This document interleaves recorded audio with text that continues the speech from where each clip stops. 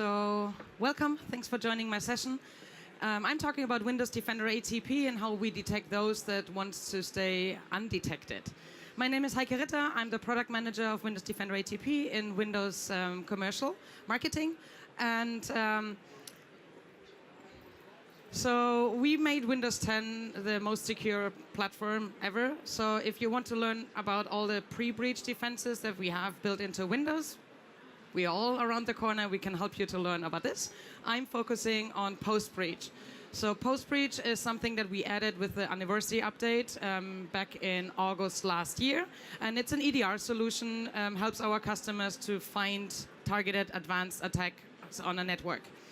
We are just shipping a new version, the creators update coming soon, so you can already test the bits with the Windows Insider program, and we are actually focusing now on those attacks that we have seen in the last time raising more and more. So those are in-memory attacks or kernel-based attacks. So previously it was like a one-day exploit or file-based malware or something that was touching the disk, and they're more and more moving into the memory space to actually try to hide. So it's very, very challenging for traditional security solutions to find those attacks if they just resist in memory or if they leverage some kernel exploits. So instead of talking a lot, so I will go through a demo. We created a very, very new, sophisticated demo. The first step is I show you a video of how the attack actually looks like, and then in the second stage we will go into Windows Defender ATP and investigate this attack together. So the video is very fast. I might have to stop it sometimes, so I'm trying to talk a little bit over the video, but then it's already at the next step, so bear with me if I need to find my mouse to stop the video. So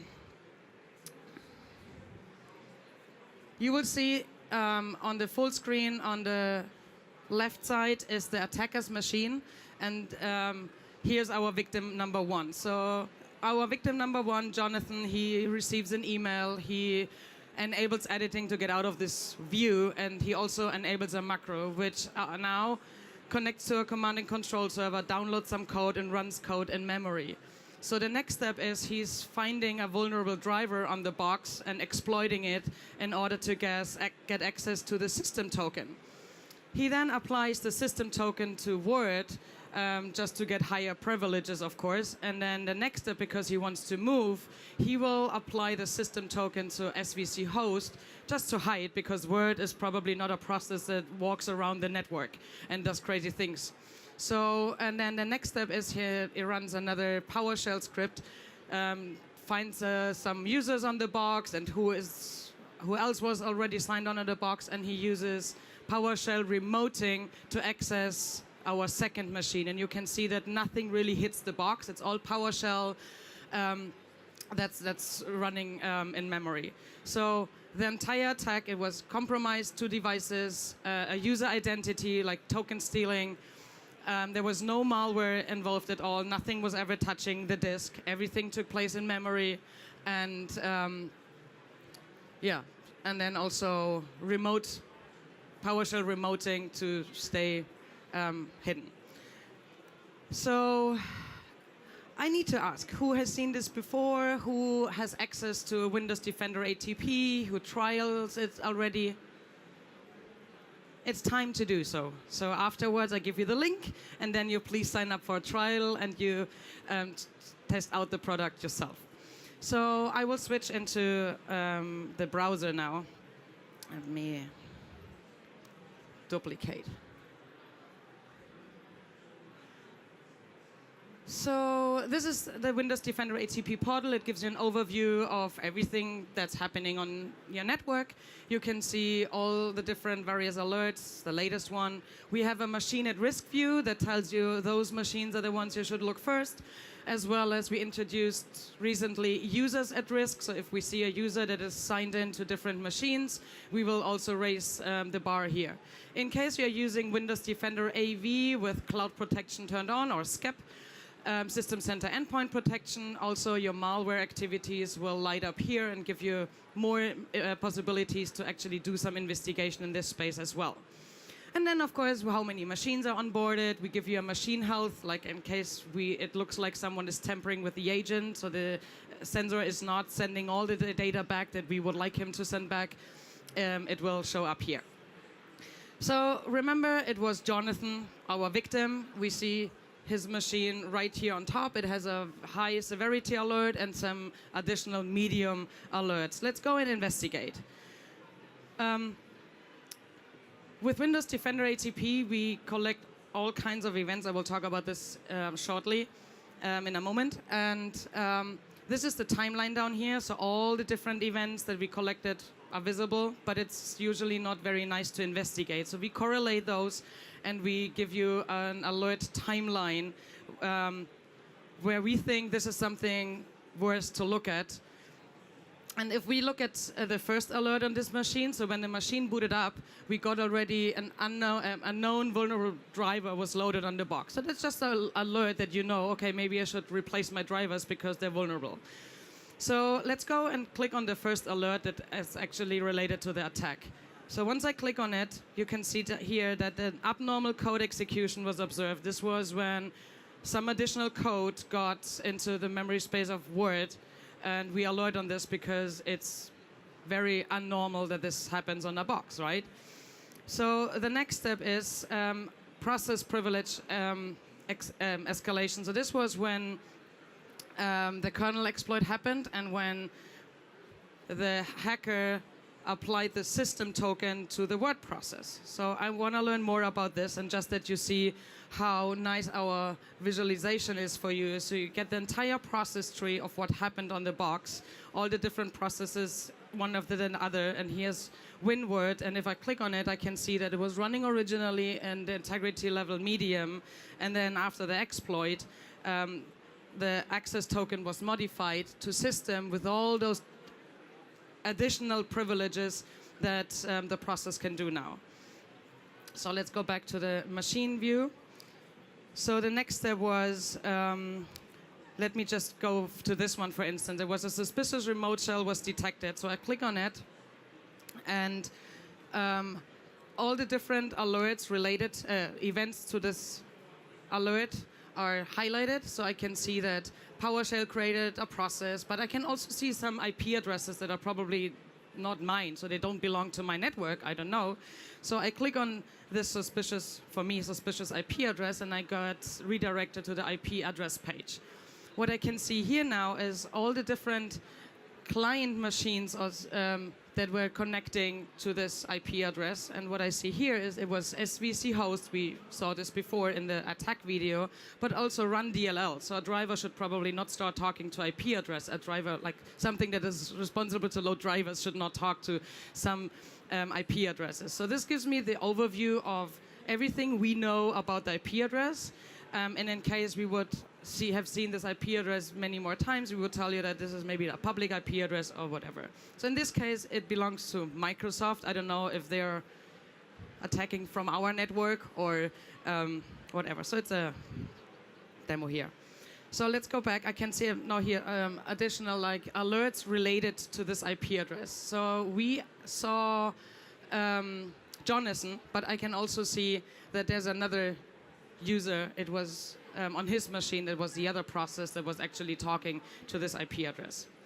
So I'll go back to the machine, and I could go and do the further investigation and go to the next machine and look at all the different alerts that we raised during this attack. But I think you understood how we correlate the different behaviors and then raise an alert based on, we think this is something suspicious and you should actually look at. It's like memory allocation.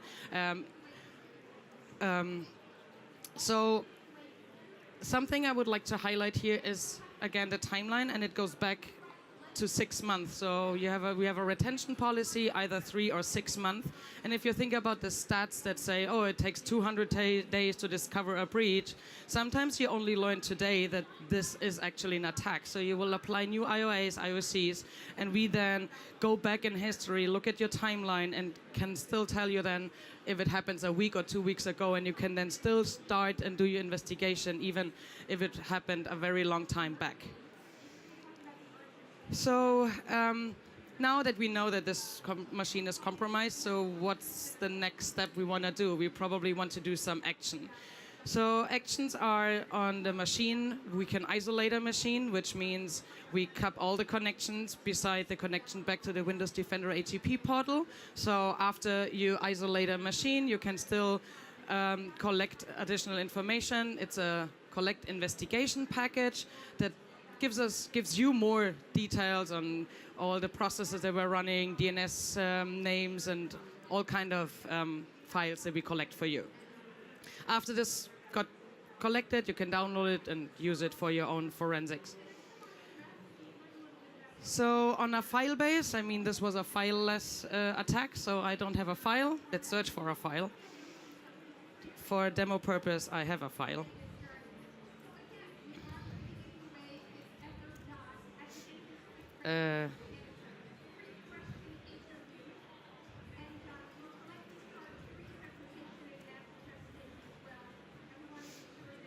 So we will give you information on how often we have seen this file in your network, how often we have seen this file prevalence worldwide, as well as detonation service. So if you think that, oh, I would like to have a deeper look into this file, you can just submit it here for detonation, and like 2 or 3 minutes later, depends on how big the file is, you will get a full report back on what the file is actually doing or is capable to do. So a nice report, it tells you if it can communicate, if it tries to gain persistence by editing the registry, or what are the IP addresses the file was trying to communicate. So everything that happened in this detonation chamber will be in this report.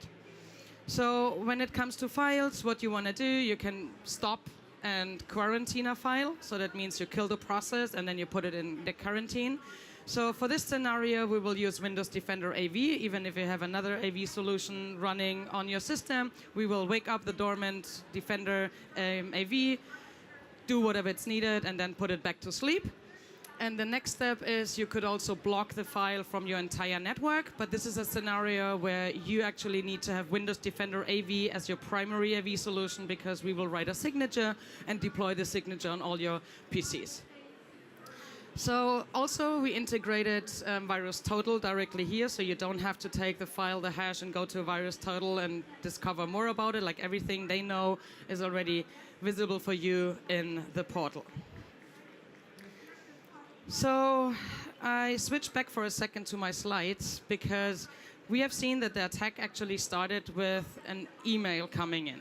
So we have Office ATP. Office ATP takes care of all the stuff that's coming through email, like malicious attachments, spear phishing emails, malicious URLs. But sometimes it's like 99.9%. Sometimes it's either so sophisticated, they're looking, oh, am I in a real network, or the user has to do something, so it still slips through. So Office 365 is taking care of all your emails.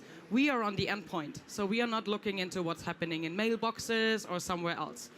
And then we have another service, ATA, Advanced Threat Analytics, which is currently an on-prem solution that you deploy in front of your domain controllers that tracks all the traffic going to your domain controller, meaning sign-in activities, device registration, DNS queries. And they understand what is normal for your users to do and what is abnormal.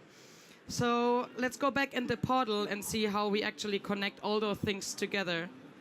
So remember, we were at Jonathan. Why is the session timed out? And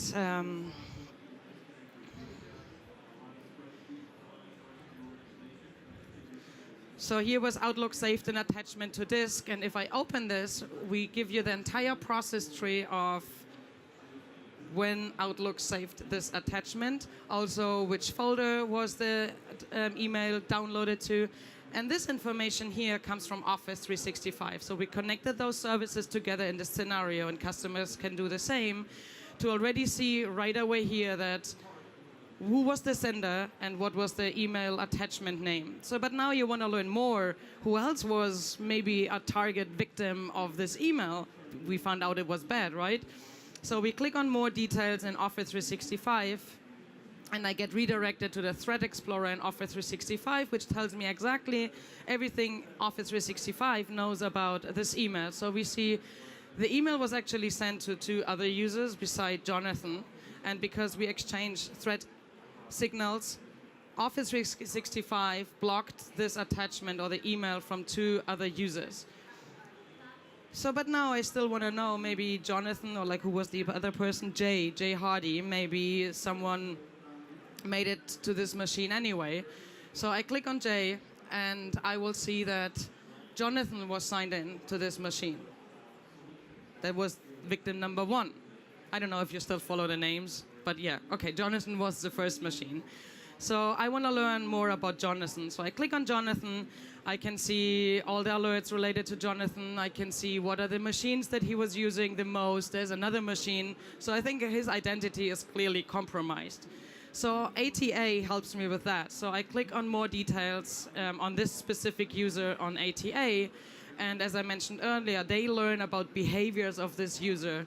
And I can see, okay, usually Jonathan is accessing those 3 machines, but in the last time he had some abnormal computers that he was been using, and so on. So you can, from one service to the next, connect and still be in the same case and not open some new console and you have to find your way to this specific file. So everything is connected to each other, I think, which is a very unique position here. Okay, so again, short summary, that was the attack, and I just want to mention again, what are all those different alerts that we can raise in Windows Defender ATP? So the first one was already, there is a malicious vulnerable driver installed on the box. This happens when machine start up, of course. And then we have macro that was executed. It was an abnormal code execution. We had process privilege escalation. Like all the different steps that we saw were actually points that hinted us to alert because they are not normal for a normal user environment. If you think that that is normal for your environment, you can always suppress an alert and say, no, that's totally fine for me. But usually, so this was then, we saw the lateral movement to the other box, and of course, we never touched the other box now in details, but those would have been all the other alerts that you would have seen on the portal. Good. Let's talk a little bit about how this product actually works. So we have a behavior sensor, which is part of Windows 10 anniversary update. It's not dependent on anything else on the box. So we are not dependent on the Windows telemetry, or we are not depending on Windows Defender AV, even though we confuse the people with the naming.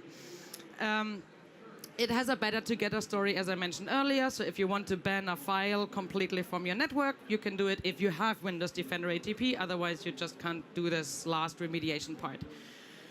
The sensor itself gets extended, of course, with every update. So every time we learn a little bit more about what we should look at, because attackers are moving in this space. But it's built into the operating system. So it's a driver that runs in the kernel mode. So when the Windows operating system gets actually updated, it gets updated with never blue screen or this, be. It's also very low in the performance, so low performance impact. Your user won't experience anything of this. So we have a limit of how much data that the sensor will send out per day, etc. So those are all the different things that our sensor is looking at, and as I just said, we added the kernel and the memory sensors with the creators update. So I think the next thing that makes Microsoft very unique here is all the optics that we have. If you look at our services, we have over 200 consumer and commercial services that are all sending some kind of data. So we have over 300 billion authentications in Azure and Azure Active Directory. All the virtual machines that are spinning up in Azure, we understand if there's something trying to compromise Azure and building a botnet or something. We have Bing, our search engine, that is indexing tons of URLs where we understand that this is a malicious spoof domain name or not. So all this data comes together. It has a lot more. We have devices updating. We have email services that we are detonating the attachments and see what are the URLs. But I think the Microsoft Intelligent Security Graph is something that nobody else has. They have their own threat intel, from their customers, but I think all the different data that we get from all the services is just very, very unique. And this all works 24/7, not just for Windows Defender ATP. So all our services are leveraging the Microsoft Intelligent Security Graph. And because we feed back what we know, other products learn, other products evolve. And for instance, in my scenario, Office 365 was able to block the emails after another product learned from it that this is a bad file. So built into Windows also means no deployment, no management. We do not have any requirements, or we don't have any on-prem infrastructure. It's a cloud service. So the sensor will send the data to a dedicated customer's Windows Defender ATP tenant. Every customer's data is separated, of course, from each other. And you scale as you go. If you have 20,000 clients today, and you have another 10,000 clients tomorrow, you just onboard your clients. It's very simple. It's a file, so the client just needs to know where's mommy, where do I need to send the data to. So it's a unique GUID that the client gets in order to know where to send the data to. And because it's a trusted Windows driver, so you need to turn it on, and you cannot just, at a service, you cannot turn it on or turn it off. So this is why you need a script just to enable the client. So we have very, very restrict performance gates. So every time someone in Windows wants to deploy something or build something in, it needs to go through these gates. And that's challenging, but we made it. So response, I think I talked about it. You can isolate a machine, collect a forensic package, delete files, kill processes, and everything is able through the console. So you don't have to go to the machine, even if it's a remote machine. And then you can pivot wide because all the different services are connected, but also 6 months back in history from the moment on you actually onboarded the machine, of course. So everything else is not visible for us. So this is the high-level architecture, and everything that is green is our creators update. That if you want to learn more about it, we have a blog on Windows for Business blog that talks about the new capabilities. So everything that has a star is improved, and everything that is just a CU means this is new, coming with the creators update. So we have our endpoint here. This is a sensor, and the sensor is responsible to collect all kinds of behaviors. So we are not dependent on event logs or something like this. So we decided when we built the product what we want to collect to make sure that we actually spot those attacks. And it will send the data to this specific Windows Defender ATP tenant. It's also responsible to collect, of course, forensic packages, or if you want to send something to detonation, you trigger the client grabs the file, sends it to the cloud, and also for response actions. So I talked about our threat intel, the security intelligence graph, plus we have FireEye eyesight threat intelligence added as well. So all our customers, they can also benefit from all the knowledge that FireEye has with eyesight threat intelligence. You can upload your own custom TI if you have additional TI purchased for your specific vertical, for instance. You need additional TI, you can upload it. We have the detonation service running here, and then of course our huge IOA dictionary, which gets updated all the time. So, and then we have a connector for SIEM systems. So many customers would like to get the alerts displayed in a SIEM. This is, of course, possible as well. This is here, sorry, and our security console, that was actually the portal that I just showed you, where we did all the investigation. And if a customer is maybe not capable himself to analyze and investigate those attacks, we have MCS, Microsoft Consultant Services, Cyber, that are specialized in dealing with advanced attacks. Or we have our own Windows APT hunters that are helping our customers to find out what's actually going on their network. So talking about Microsoft, of course, Microsoft is our own customer as well. So our favorite customer, and they love the product. So they used to have different other products before. They started to help us when we started to develop the product, and they if you look at the numbers here, 80% of the cases that are actually being created to go and investigate are being created out of our alerts. This is a very, very high number. So that means we don't throw just noise out, so 80%, as well as our signal to noise ratio is very, very high. So 80%, I don't know if 100% is possible to reach, but some people claim. So very proud of this. So Microsoft loves the product, and they help us all the time to make it the best for such a big company like Microsoft, and that also means for all the other customers that we have as a very, very good solution. So with that, I would like you to invite for the trial. It's simple. It's aka.ms/WDATP. You can take a picture or you can take a flyer around the corner. You can also come to the booth and get a sticker of our nice ninja cat sitting on a unicorn. And with that, thanks for your attention. And if you have any questions, feel free. We are just around the corner. We can go deeper. There are people from the product group here that know a little bit more technical details than I do. Thanks for your attention. And fill out the survey and get a clock.